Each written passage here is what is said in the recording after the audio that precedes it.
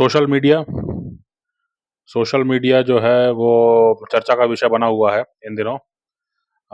हाल में इसलिए क्योंकि ब्रिटेन में जो है जो दंगे भड़के और उसके उसके पीछे ये माना गया कि जो उनके जो सबसे बड़े नेता हैं वो तो साइप्रस में कहीं साइप्रस में या स्पेन में कहीं पर छुट्टी मना रहे हैं। लेकिन जो जो सोशल मीडिया के रास्ते जो है उन्होंने काफ़ी संगठन बना लिया कई शहरों में, और वो जो संगठन है वो सड़क पे उतरे। इसके इसके इसके बाद जो है फिर टकराव शुरू हुआ। टकराव के बाद में फिर हालात बिगड़ने लगे और अब जो है कुछ-कुछ हालात सँभलने की ओर अ, इशारे हैं। तो सोशल मीडिया का जो है भूमिका पर जो है एक बार फिर से जो है बहुत ज़बरदस्त बहस हो रही है। ब्रिटेन में, अमेरिका में जो है सोशल मीडिया के कानूनों को लेकर के जो है कुछ जो है सोचा जा रहा है इसके बारे में, समीक्षा की जा रही है इसके बारे में कि इसको कैसे रखना है, क्या करना है। इसमें एक विषय ये है कि जैसे मान लीजिए कि आजकल जो है बहुत आम हो गया है ये बात। पहले सुनाई पड़ी थी जब डोनाल्ड ट्रंप का चुनाव हुआ था 2016 में। डोनाल्ड ट्रंप का चुनाव हुआ था अमेरिका के राष्ट्रपति के रूप में। उस समय ये आरोप लगने लगे कि रूस ने जो है वो इलेक्शन इंटरफेरेंस किया है सोशल मीडिया के माध्यम से। और उसमें चूँकि मुकाबला जो है वो हिलरी क्लिंटन और डोनाल्ड ट्रंप के बीच में था, तो इसलिए जो है वो ये माना गया कि रूस को जो है हिलरी क्लिंटन से ज़्यादा परेशानी थी और क्लिंटन को बिल्कुल नहीं जीतने देना चाहते थे। और ट्रंप जो है उस समय तक कोई एक विचारधारा के व्यक्ति समझे नहीं जाते थे। एक बिज़नेसमैन समझे जाते थे और सौंदर्य प्रतियोगिताओं में जो है कुछ जज वगैरह बने हुए थे, है ना? कुछ रियलिटी शोज़ वगैरह में दिखाई पड़ते थे, कुछ रेसलिंग और बॉक्सिंग चैंपियनशिप्स वगैरह में जो है वो दिखाई पड़ते थे। तो सेलिब्रिटी स्टेटस था, बिज़नेसमैन का स्टेटस था और इस तरह की बातें थी। और रूस को उनसे कोई ख़ास परेशानी नहीं थी और वो रूस भी कई बार आना-जाना हुआ था उनका, डोनाल्ड ट्रंप का, तो इसलिए रूस को परेशानी क्लिंटन से थी और रूस को परेशानी ट्रंप से नहीं थी। इस आधार पर जो है और कुछ इनके अपने कुछ रहे होंगे मामले, लेकिन ये आरोप लगने लगे और काफ़ी दिन तक ये आरोप चलते रहे कि इलेक्शन इंटरफेरेंस हुआ है बाहर का, मतलब रूस की तरफ से। और इसलिए जो है अमेरिका में डोनाल्ड ट्रंप जो है वो जीत के आ गए हैं, मतलब लगभग यही जो है परसेप्शन क्रिएट किया जा रहा था। इसके बाद से फिर दुनिया भर की नज़र इसके पहले भी जो है ब्रिटेन जो है पहले यूरोपियन यूनियन का हिस्सा था। उसके बाद में उनको लगा कि नहीं, यूरोपियन यूनियन में बहुत ज़बरदस्त जो है वो अब यूरोपियन यूनियन में जो जो पूर्वी हिस्सा है, जो अपेक्षाकृत गरीब माना जाता है, जो अपेक्षाकृत पहले सोवियत यूनियन का हिस्सा हुआ करता था, तो वहाँ पे गरीबी ज़्यादा है, तो वहाँ से लोग जो है वो यूरोपियन यूनियन का लाभ उठा करके जो है वो ब्रिटेन में चले आते थे और ब्रिटेन के संसाधनों पर जो है बोझ बढ़ता था। इसके अलावा जो है ब्रिटेन में जो है एशिया और अफ्रीका के मुल्क के लोग भी जो हैं वो काफ़ी बड़ी संख्या में जाते हैं, क्योंकि उनको मालूम है वहाँ पे कोई ना कोई परिचित है उनका। तो इसलिए जो है फिर ब्रिटेन ने जो है ये किया कि ब्रिटेन में एक मुहिम चल निकली ब्रेक्सिट की। उन्होंने कहा कि ब्रिटेन जो है वो एग्ज़िट करेगा। ब्रिटेन जो है वो यूरोपियन यूनियन का हिस्सा नहीं रहेगा। ब्रिटेन जो है वो यूरोपियन यूनियन से एग्ज़िट करेगा। इसलिए उसका नाम रहा है ब्रेक्सिट। तो ब्रेक्सिट को लेकर के भी जो है ये माना गया कि सोशल मीडिया पर जो है माहौल काफ़ी बनाया गया और कुछ ख़ास तत्वों द्वारा, क्योंकि जो है ब्रिटेन अगर अलग हो जाता है यूरोपियन यूनियन से तो कुछ विशेष जो जो दुनिया के देश हैं उनको काफ़ी खुशी होती। तो इसको लेकर के जो है काफ़ी बात हुई और कहा गया कि इसमें भी जो है इंटरफेरेंस की बू आती है और ब्रेक्सिट हो गया, सफल हुआ। तो इसमें भी कहा गया कि जो है ब्रिटेन की जनता का मन जो है सोशल मीडिया के माध्यम से जो है बदल दिया गया है। तो ये कुछ बड़े उदाहरण हैं, इस पर काफ़ी डॉक्यूमेंट्रीज़ बनी हैं, काफ़ी कुछ लिखा, पढ़ा, बोला गया है, काफ़ी कुछ वीडियो बने हैं। आज जो है इस संदर्भ में जो है बात करने का जो मौका है वो ये है कि अ, दुनिया में कई देश हैं जो कि अपने-अपने सोशल मीडिया ऐप्स को बढ़ाने में लगे हुए हैं, है ना? वो चाहते हैं कि दुनिया में ज़्यादा से ज़्यादा जो है उनके बनाए जो सोशल मीडिया ऐप्स हैं उनको इनका उनका विस्तार हो, उनका जो है वो जो है मतलब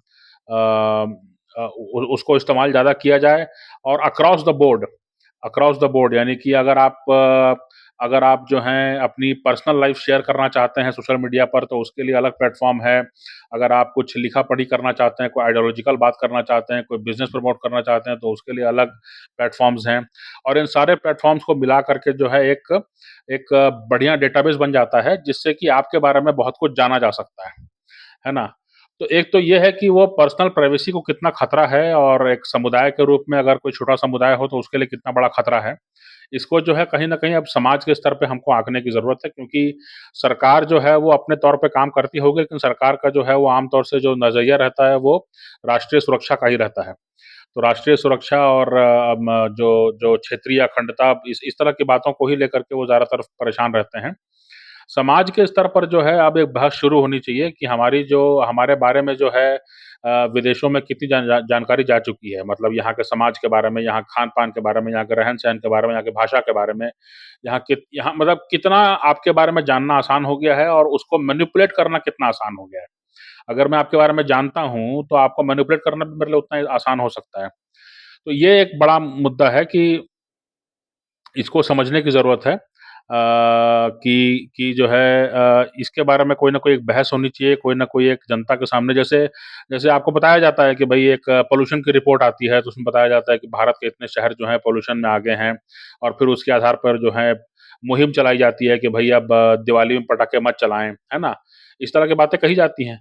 तो उसी तरह से जो है कोई रिपोर्ट जारी होनी चाहिए जिसमें ये बताया जाए कि भई भारत की जनता के बारे में भारत की जनता पर कितना प्रभाव है, भारत की जनता का कितना डेटा, कितनी जानकारी जो है वो विदेशी जो ये कंपनियाँ हैं उनके पास चली गई है ना? और इससे कितना नुकसान हो सकता है। दूसरा मुद्दा जो है वो इसमें ये है कि ये एक आरोप लगते हैं इस तरह के, आरोप लगते हैं और काफ़ी माने इसके बारे में ज़्यादा बातचीत नहीं होती है क्योंकि जो बड़ा मीडिया है वो इसके बारे में ज़्यादा बातचीत नहीं करता है। उनके पास वैसे ही समाचार का फ्लो काफ़ी रहता है। लेकिन इसमें एक बड़ा मुद्दा ये है कि इस बात को भी समझने और देखने की ज़रूरत है कि जैसे मान लीजिए भारत है, भारत में युवा आबादी ज़्यादा है या और कहीं भी जो है युवा आबादी ज़्यादा होगी, मान लीजिए अफ्रीका के कई देशों में जो है युवा आबादी ज़्यादा होगी। तो यहाँ पर जो सोशल मीडिया है उसकी भूमिका क्या है? क्या वो यहाँ पे साइंस, मैथ्स साइंटिफिक टेम्पर और उनके अपने धर्म, अपनी संस्कृति के बारे में ज़्यादा प्रमोट करता है? या वो प्रमोट करता है कि आप अश्लील हो जाएँ और आप जो हैं वो आप जो हैं वो हल्के-फुल्के रहें और आप जो हैं मतलब वो बदतमीज़ी करते रहें और आप जो हैं वो गाली-गलौच सिखा रहा है, उसको नॉर्मलाइज़ कर रहा है ना? और औरतों को जो है बदतमीज़ी करना सिखा रहा है, माने क्या है मामला? है ना? क्योंकि ये कल्चर को तबाह करने की कोशिश तो नहीं है ना? ये संभावना पूरी बनती है क्योंकि अमेरिका में बहुत समय से बहस चल रही है एक चीनी ऐप को लेकर के और भारत में भी ये बहस चलनी चाहिए कि भई भारत ने उस ऐप को बैन कर दिया है। लेकिन मेरा कहने का मतलब ये है कि बाहर से जो भी सोशल मीडिया आ रहा है, वो यहाँ पर क्या दिखा रहा है, उसका एल्गोरिदम क्या है ना? वो कोई ऐसा तो नहीं है कि वो धीरे-धीरे आपके समाज को विषाक्त करते जा रहा है, आपके समाज को जो है खराब करते जा रहा है। आपके यहाँ जो है आपके जो बच्चे हैं वो उनके पालन-पोषण में कहीं कुछ कमी रह जाए इतना समाज विषाक्त हो जाए क्योंकि वो बच्चे जो हैं वो बड़े होने हैं। वो बड़े होंगे अगर वो खुशी-खुशी बड़े होंगे तो वो आपकी इज़्ज़त करेंगे, आपका सम्मान करेंगे, आपके बुढ़ापे में आपका साथ देंगे। अगर वो बच्चे जो हैं वो दुखी-दुखी होके और प्रताड़ित होकर के और उपेक्षा का शिकार होकर के बड़े होंगे, तो आपके बुढ़ापे में आपको और मार पड़ेगी। है ना? तो इसलिए ये बहुत ज़रूरी है ये जानना निजी तौर पे, एक मोहल्ले के तौर पे, एक शहर और कस्बे के तौर पे, एक जिले के तौर पे, एक प्रांत और राज्य के तौर पर और फिर एक राष्ट्र के तौर पर भी, ये जानना बहुत ज़रूरी है कि सोशल मीडिया कंपनीज़ का जो है भूमिका भारत में क्या है? इसका एक ऑडिट होना चाहिए, कोई ना कोई रिपोर्ट होनी चाहिए, किस तरह का जो है लोगों का अनुभव है।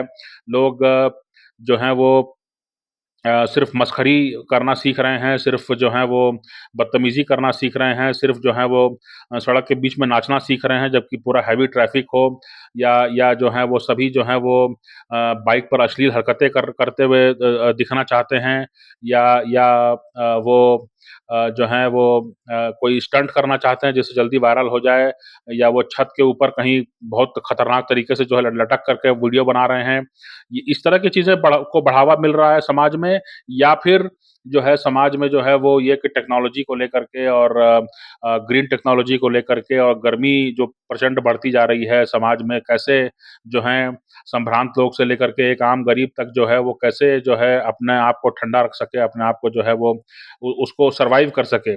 इसको लेकर के कितने वीडियो बन रहे हैं, कितना इसको इसको इसको लेकर चिंता है ना? इसके बारे में बात होनी चाहिए, पानी की उपलब्धता को लेके बात होनी चाहिए। जैसे मैं देखता हूँ कि बहुत बहुत कम इसके बारे में यहाँ यहाँ के सोशल मीडिया में दिखाया जाता है, लेकिन अ, इज़राइल में, अमेरिका में, बाकी दो दो जो देश हैं और इवन जो भारत में जो डिफेंस के जो एग्ज़िबिशन होते हैं, वहाँ पर एक मशीन का ज़िक्र आता है, एयर टू वाटर जनरेटर। यानी कि एक वो ऐसी मशीन है कि जिसमें जो है आपको कोई पाइपलाइन लगाने की ज़रूरत नहीं है। वो हवा से जो है नमी खींच करके और पानी बना देती है, और पानी ज़्यादातर शुद्ध माना जाता है ना? तो गर्मी के दिनों में जो है सार्वजनिक रूप से वैसे कूलर वैसे उनको लगाने की व्यवस्था होनी चाहिए, उसके बारे में बातचीत होनी चाहिए। अगर उस बारे में बात ही नहीं होगी, तो सरकार और अधिकारियों का ध्यान उधर जाएगा नहीं, है ना? अगर आपको मसखरीबाजी में ही लगाए रखेगा, तो अभी अभी तो बरसात हो रही है तो आपको आसानी लग रही है। लेकिन अगली जब गर्मी आएगी तो फिर आपको सोचना पड़ेगा कि भाई पानी हम खरीदें कि क्या करें हम, और कहाँ से खरीदें, और पानी की साफ़ है कि नहीं है, पानी को जो है नीचे से खुरच के तो नहीं लाया गया है। ये सब समस्याएँ जो हैं वो बनी रहती हैं।